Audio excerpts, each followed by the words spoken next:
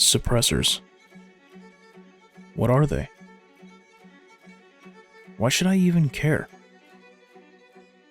How do I choose the right one for me?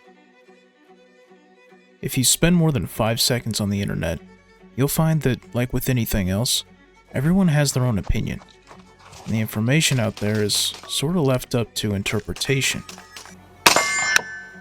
Not anymore. Welcome to the Field Guide to Suppressors, presented by Brothers Arms.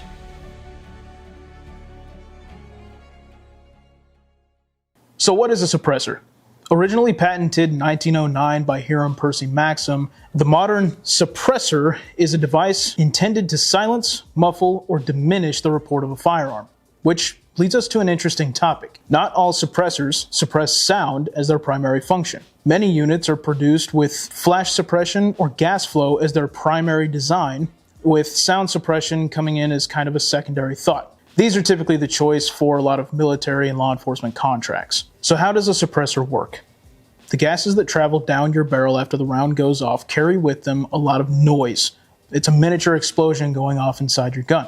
As those two elements travel down your barrel and through your suppressor, they're forced through a series of metal pieces called baffles, which bend, compress, push, and pull those so much so that the energy they create is dissipated, and this is why it's quieter. Think of it like the exhaust pipes on your car. Noise and toxic fumes go in one side, and not much comes out on the other. Suppressors can be made of a multitude of materials, and the most popular materials, as of the filming of this video, are stainless steel, titanium, Inconel, and Haynes 282. Each one of those materials has its own individual properties that target a specific area of performance. Some are lightweight, some are quieter, some dissipate heat better, but they all serve as a strong medium to create the suppressor's baffle system. So there you go. If you're a novice to suppressors and this is your first introduction into the scene, congratulations. Welcome to the club. You now know enough to impress your buddy who's been thinking about getting one for a while. Now that we're all on the same page, let's dive into the details. There are two main types of baffle systems found in suppressors: stacked baffle systems and monocores. Now, stacked baffles are exactly what they sound like: individually machined pieces of material which are stacked like so to form the suppressor.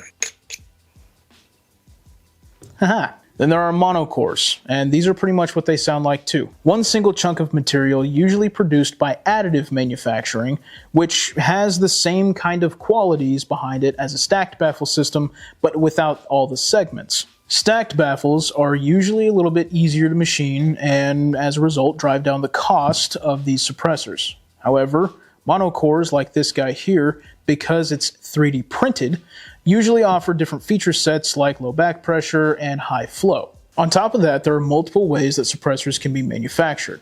The two main types are machining and 3D printing. Machining is the traditional way, taking bar stock metal and cutting it away bit by bit until it resembles a suppressor part, like a stacked baffle. 3D printing, or additive manufacturing, is a process by which we take powdered or even liquefied materials and stack them on top of each other layer by layer, and as they cool they sort of weld themselves together, which gives us products like this monocore. Suppressors are manufactured with many different factors in mind, one of those being caliber. The list of calibers that suppressors can cover is longer than I am tall, which isn't hard to do.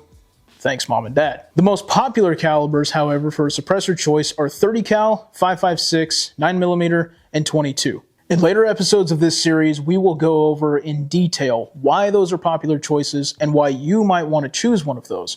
But for now, all you need to know is that with only those 4 suppressor calibers, you can cover the majority of firearms in your arsenal. Now, it's important to note that if you take a large bore can and put it on something of a smaller caliber, for instance a 30 caliber, and put it on your 5.56, there will be certain drawbacks. More sound will escape out of the end of that suppressor without being disrupted, and it will be louder. And while you can fix some of that with a smaller sized end cap, we recommend that you choose your caliber wisely. Speaking of choosing things wisely, when selecting a suppressor, there are a number of factors to take into consideration, such as mounting options, housing types, overall dimensions, and general feature sets. All of these depend on your use case, of course, but they can make or break your experience.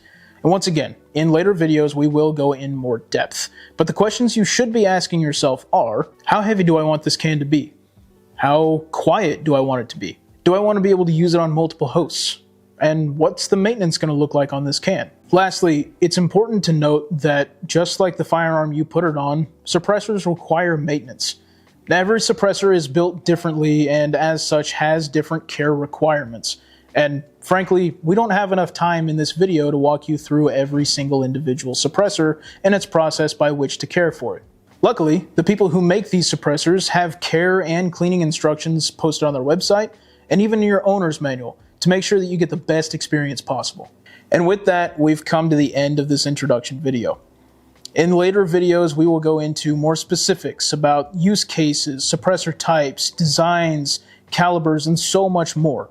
If you like the video, hit like, subscribe to the YouTube channel, and follow us on this journey while we learn how to keep it down so our neighbors don't complain so much. Thank you so much for watching, and we'll hope to see you in the next one.